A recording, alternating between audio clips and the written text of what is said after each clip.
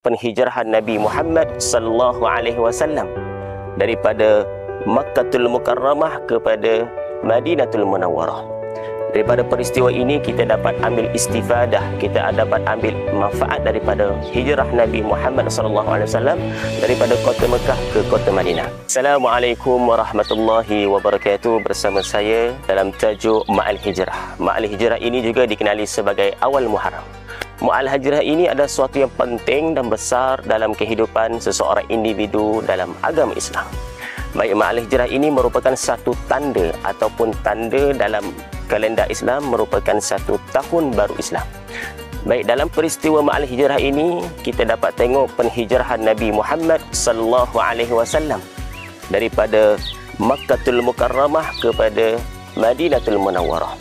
Daripada peristiwa ini kita dapat ambil istifadah, kita dapat ambil manfaat daripada hijrah Nabi Muhammad sallallahu alaihi wasallam daripada kota Mekah ke kota Madinah.